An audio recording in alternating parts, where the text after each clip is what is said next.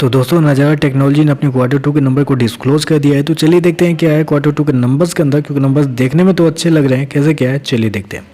तो data basically lakhs में दिया गया, मैं आपको क्रोस में कन्वर्ट करके समझाता हूँ। पिछले क्वार्टर में 254 करोड़ के आसपास का रिवेन्यू जनरेट किया था ऑपरेशन के थ्रू पिछले साल 263 करोड़, जबकि अभी देखें तो बढ़ के 297 करोड़ के आसपास कंपनी का रिवेन्यू आपको जाता हुआ देखने को मिल रहा है। तो साल दर साल देखें तो साल दर साल कंपनी के रिवेन्यू के अंदर ऑलमोस्ट 12% के आसपास की तेजी आपको देखने मिले। वहीं अगर क्वार्टर जाते हैं तो क्वार्टर कंपनी के रिवेन्यू के अंदर एक अच्छी खासी तेजी आपको देखने मिले। अप्रोक्सीमेटली वहाँ पे बोल सकते हैं 16% के आसपास का जंप है। तो क्वार्टर साल दर साल कंपनी का जो रिवेन्यू है वो आपको बढ़ता हुआ देखने को मिल रहा है।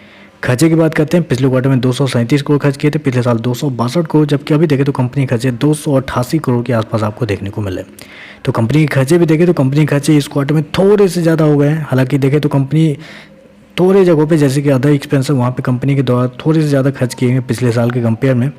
चलिए कंपनी का नेट प्रॉफिट क्या निकल के आता है वो देख लेते हैं। पिछले क्वार्टर की बात करें तो पिछले क्वार्टर में 20 करोड़ का प्रॉफिट था, पिछले साल 15.5 करोड़ के आसपास, जबकि अभी देखें तो कंपनी का जो प्रॉफिट है 24 करोड़ के आसपास आपको देखने को मिल रहा है। तो कंपनी का जो प्रॉफिट है वो अगर देखा जाए तो साल से साल कंपनी के प्रॉफिट के अंदर 60% के आसपास की तेजी आपको देखने मिली। वहीं अगर क्वार्टर जाते हैं तो क्वार्टर भी कंपनी का जो प्रॉफिट है आपको 20% आपको बढ़ता हुआ देखने को मिल रहा है। ये जो कंपनी के प्रॉफिट के अंदर इतनी बड़ी तेजी आपको देखने मिले, उसके पीछे का एकमात्र रीज़न आप ये भी बोल सकते हैं कि इस क्वार्टर में कंपनी को टैक्स के रूप में बहुत ज़्यादा पैसे बचे हैं। जी हाँ, इस क्वार्टर में कंपनी को टैक्स के रूप में अप्रोक्सीमेटली बोल सकते हैं 1.2 करोड़ रुपए कंपनी को बचे हैं। पिछले क्वार्टर में 7 करोड़ का लॉस लगा था, पिछले साल अप्रोक्सीमेटली 9 करोड़ का लॉस लगा था। जिस इस क्वार्टर में कंपनी को टैक्स के रूप में कुछ पैसे देने ही नहीं पड़े, उल्टा कंपनी को टैक्स के रूप में पैसे वापस मिले हैं, जिसकी वजह से कंपनी का जो प्रॉफिट है वो आपको बढ़ता हुआ देखने वाला है। क्योंकि टैक्स हटा के प्रॉफिट देखें तो पिछले साल 24 करोड़ का था, अभी देखें तो 21 करोड़, अब पिछले क्वार्टर में 28 करोड़। तो साल दर साल क्वार्टर कंपनी का जो प्रॉफिट है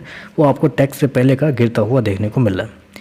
ईपीएस की बात कर लेते हैं तो देखिए पिछले क्वार्टर में कंपनी का ईपीएस 2 रुपये 95 पैसे, पिछले साल 1 रुपये 30 पैसे, अभी देखें तो 2 रुपये 74 पैसे के आसपास है।